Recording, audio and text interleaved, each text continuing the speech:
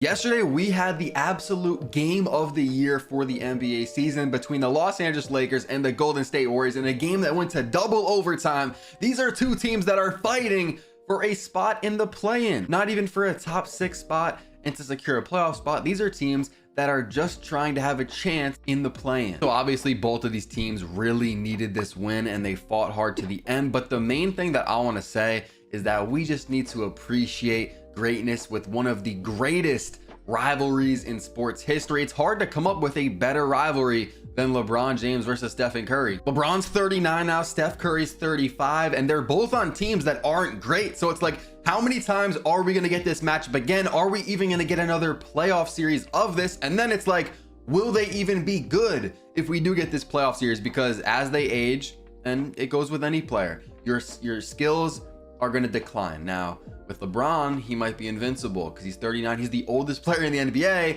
and he really hasn't gotten that much worse. But as a Warriors fan myself, obviously we came away with the loss in double overtime by 1, which we're about to get into. Yeah, we needed that game a lot, but I feel like this shows a lot for Warriors fans and Lakers fans that both of these teams can fight. I know people are going to say they're both borderline play-in teams. Like, it's not like they went up against the 1 seed in the West and had a crazy game in double overtime. I know they're both borderline play-in teams, but still it shows for both of these teams, which have looked pretty bad this year, that they can really go toe to toe with. I mean, I feel like both of these teams, it was like a playoff like atmosphere. This gives me hope if I'm a Lakers fan, and it gives me hope if I'm a Warriors fan. If you guys for some reason didn't see this game or you didn't see the highlights, real quick, let's go over how this game ended. So you guys can see here, actually I'm not going to go full screen, but it is 118 to 116. Lakers lead with 13 seconds left in the 4th quarter, and I'm gonna kind of skip through this because we don't want to get copyrighted. But look, Steph drives and he has AD on him, and then he hits him with a little, I don't even know what this is, but AD was lost. Steph Curry goes in, gets the layup to go with 5 seconds left to tie it up and essentially send it to overtime. And then in overtime, with less than a minute to go, the Warriors were down by 4. This pass is going to go into Draymond and out to Steph Curry in the corner for 3. Bang! Warriors down by 1. This was a complete battle in regulation in the 1st overtime, and as you guys know by now, the 2nd overtime, which was sent to the 2nd overtime by Klay Thompson with 7 seconds left. Bang! This is one of the best jumpers. Like, it was just so, like, it's one of the best jumpers I've ever seen. It was so smooth. Just look at this, bro. Look. Oh my God. It's literally insane. Ties it up 130 to send it to overtime. The Warriors were clutching up. You guys can see in my first tweet, I said, who's not clutch? Steph Curry sends the game to OT because everyone's always saying Steph's not clutch.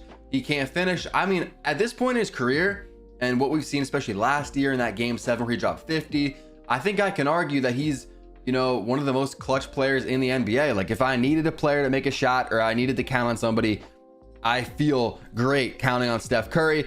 And then we have in double overtime, Klay hits a 3 right here behind the screen. Austin Reeves with a great contest. And then they come down. What happens here? D'Lo goes around the screen, throws it up, tipped by Wiggins, I believe. Kuminga brings it down. Fast forward a little bit here again. Don't want to get copyrighted, even though we still might, and that's okay. Steph Curry on the ISO with Anthony Davis, and he is going to hit a little step back 3, just throwing it up, and it drops to give them the lead 141 to 139. And the Warriors ended up losing this game on LeBron James free throws. He had 2 free throws. A lot of people were expecting him to miss 1. They say he's not clutch. He knocks down both, and the Warriors end up losing. They had to like take a full court heave. Steph Curry missed it, of course, because I mean, who's hitting a full court shot? Nobody. But there's a lot more that goes into this game that we got to talk about. The first thing that jumps off the stat sheet is LeBron James at age 39, dropping 36 points, 20 rebounds. That's a career high for him. Like, bro, he has one of, if not the best career of all time. And at age 39, he gets his most rebounds in a single game. 20 boards, 12 assists, triple double. He played 48 minutes. Crazy. But if you continue to look at this, what jumps off the stat sheet to me is Vanderbilt plus 30 in a game that the Lakers won by 1. Jared Vanderbilt, who played 41 minutes, was plus 30. He played great. Taurean Prince minus 22. If we go down to the Warriors, what jumps off the stat sheet? Obviously, Steph Curry dropping 46, having an absolute performance.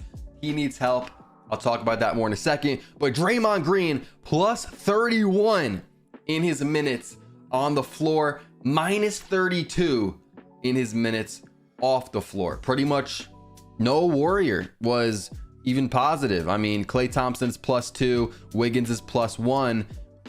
Draymond was that guy, and it's kind of proven now that they're gonna have to use him, and it looks like he's gonna be the starting center for this team moving forward. He played solid, 8 points, 14 boards, and 11 assists. Something else I want to say is in the second overtime, Klay Thompson fouled out, and Podziemski was subbed in, and he missed a crucial three-pointer. I don't know if the moment was too big for him or, you know, it happens. He just missed it. But I do feel like if Klay didn't foul out and was still in this game, he hits that shot. I mean, Klay Thompson was unreal in this game. He was clutch.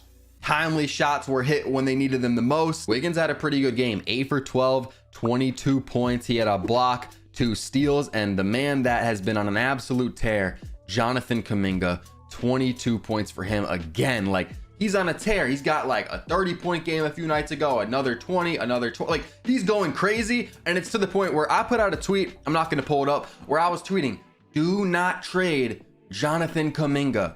Because for one, I don't know who the Warriors are going to bring in if they do trade Kuminga. That's like going to save the season. You know what I'm saying? Kuminga is playing great. Like, he's already producing now. Like, I know you're thinking trade Kuminga because he's not helping you now, and you could bring in someone that could really help you now, like maybe a Kyle Kuzma or a Jeremy Grant. But I don't think they're going to improve this team enough to where it's worth it. I like Kuminga. I want to keep him on this team for the future. You could trade Wiggins. I think there's a few teams interested, although he has kind of a crazy contract. He's been playing solid, but the players that you got to trade if you are going to shake up this roster is Andrew Wiggins. And of course, I want to say, you kind of have to, because Steph Curry's dropping 46 in a double overtime game. He's been playing solid, great, and the Warriors are 19-24. They are not in the play-in right now. And if this team even wants to get in the play-in or the playoffs, you probably got to make a trade. If you want a chance in the playoffs, you got to make a trade. So Wiggins, you could try to trade him. Sarge has played solid minutes, but maybe try to upgrade that. But I don't even hate him out there. Trace Jackson Davis will potentially be in a package here if they are going to make a trade. I really don't like the Corey Joseph minutes when he is out there. He just kind of feels useless. Just kind of feels like he's soaking up minutes. If you guys watch the Warriors, you probably know what I'm talking about. He barely touches the ball. He's kind of useless on defense.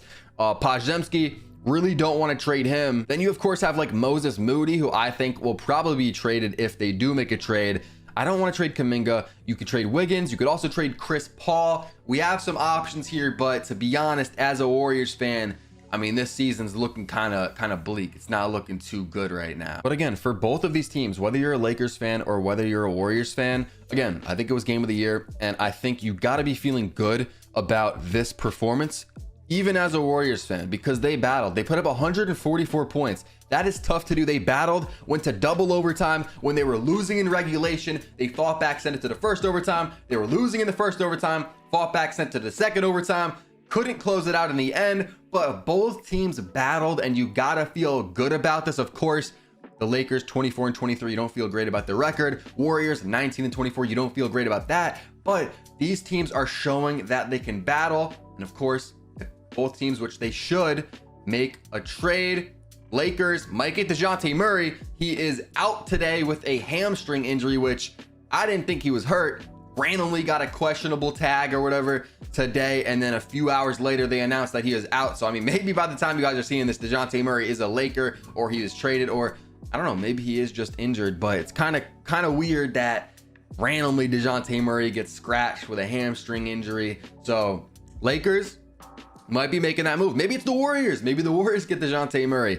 But I don't know. It seems like two teams that are both going to make a trade. But I mean, this game, at least for me, has me feeling good about the Warriors, just showing that they can fight and can compete with, I mean, it's not one of the best teams, but I feel like last night, these were two of the best teams in the NBA. Of course, many of you guys know Flight. He is a big Warriors fan, of course, Steph Curry's favorite player. He put out this tweet: 43 free throws versus 16. This isn't basketball. it's favoritism. The Lakers were lights out at the free throw line. They got 38 points from the free throw line, 43 free throws. The Warriors got 16. And of course, when a game is going to be rigged, how do they do it? Usually by giving a team more free throws. Now, the Lakers are a more physical team. I know there's a lot of Lakers fans watching this. I'm not saying it was rigged. I did put out a tweet saying it's looking a little rigged. There was some calls going the Lakers' way, but that happens in a lot of games. But this is a little bit crazy. 43 free throws for the Lakers compared to the Warriors 16. That disparity does jump off the stat sheet. Again, speaking on Steph Curry not being clutch, which for some reason is a big narrative in the NBA world. StatMom put out this tweet. Steph Curry has the most three-pointers made in the clutch in a single season in NBA history. And unless I'm misunderstanding this stat, it's about this season, and there's still, what is it, 40 games remaining. So I mean, he's gonna shatter this record if I'm understanding this stat correctly. And this just proves once again that Steph Curry is in fact clutch, in case for some reason you didn't believe it. And I just want to say it again, LeBron James is 39 years old. How long is he gonna play? Maybe till he's 43. Who knows? Steph Curry is 35. How long is he gonna play? Maybe till he's 40. But their skills are going to decline soon. You know what I'm saying? No one is inevitable and can play insane until they're age 50. So we are in the final years, and I made a video, my last video actually, talking about this, saying Steph, LeBron, KD, this generation is coming to an end, and these players are still playing at a very high level. So while they are, at least for me, and I'm trying to put y'all on, I'm trying to get you guys in this mindset, just appreciate greatness while it's still here, because a few years down the line, 5 years from now, 10 years from now, we're going to be wishing that they were still playing. We're going to be like, damn, bro, those years were special. I missed those games between LeBron and Curry. That rivalry was crazy. And I mean, last night was just special. It is probably going to be the regular season game of the year. And I can't even imagine what a play-in game between these two teams would be like. Lakers, Warriors, two teams that are probably not going to be top 6 in the West, but it's likely that they're both in the play. And I know the Warriors are like 3 or 4 games back, so they got some work to do, but it's the Warriors. I don't know. I believe in them. Of course, they probably have some trades to make, but Lakers, Warriors might be a potential play-in matchup that we see come April. And there was a few other games around the league that were very interesting to me. One of them being the Clippers 20-piecing the Boston Celtics at home. And if you guys know anything about the Celtics, you guys have been keeping up with basketball this year, you know the Celtics were 20-0 at home. I believe they lost to the Nuggets about a week ago. So that was their first home loss. Now the Clippers come in there and 20-piece them. And the Clippers are a team that I've been very high on. If you've been following this channel, you know that. And after talking to some people, we were kind of running through playoff scenarios, and maybe I'll make a whole video on what I think the playoffs would look like right now as things stand, because that seems like it could be kind of a fun video. The Clippers have a solid chance to win it all. I know a lot of people maybe don't agree with that because you like maybe the Thunder, the Timberwolves, or the Nuggets, or you like the Celtics, or you know, the Bucks. There's a lot of names, there's a lot of teams, but the Clippers, don't sleep on them. I'm saying this now, and I've been saying it. They are one of, if not the best teams in the league. Like, I really do believe that. Right here, Kawhi Leonard, 26 points. I mean, it wasn't a very high scoring game for the Celtics. Drew Holiday, 2 for 11. Jaylen Brown, 3 for 13. Derek White, 0 for 8. Look at their 3-point shooting from their starters. Tatum was 2 for 4, not bad. Al Horford, 0 for 4. 1 for 7 from Drew. 0 for 4 from Derek White. And 0 for 2 from Jaylen Brown. There was no Kristaps Porzingis in this game. Of course, that does make a difference, but you still got 20-pieced at home. The other one that's pretty alarming, the Spurs, one of the worst teams in the NBA, probably like the 3rd or 4th worst team. I think they're 3rd worst right now. 10-36 Spurs beat the Minnesota Timberwolves at pretty much full strength, 113-112. This is the 2nd best team in the Western Conference. This is a team that a lot of people are very high on. To me, and maybe again if I make that playoff video, to me, I mean, they might win a playoff series. They could go to the Western Conference Finals. I don't know. I'm not very high on them. I don't think they could really win it all. Losing to the Spurs, that's not good. Wemby is so competitive. That's another thing that I noticed a lot. I mean, if you didn't notice it already, I remember he was on the bench. I think Vassell hit a 3 late in this game. I think in the fourth quarter, Wemby was going crazy. 23 points for Wemby, 10 boards, 6 assists. Vassell had a crazy game with 25 points, a few steals. 1 or 2 of them was in a very clutch situation. And the Spurs steal a game from the Timberwolves. I know the Embiid versus Jokic game about a week ago, I think it was now, was a very good game, but I really do think this Warriors-Laker game tops it. If you guys have another game of the year candidate, drop it in the comments down below. I'd be interested to see which game you like more. Sub up if you guys have. We're on the road to 2K subs, and click the video pop on your screen right here if you haven't seen it yet.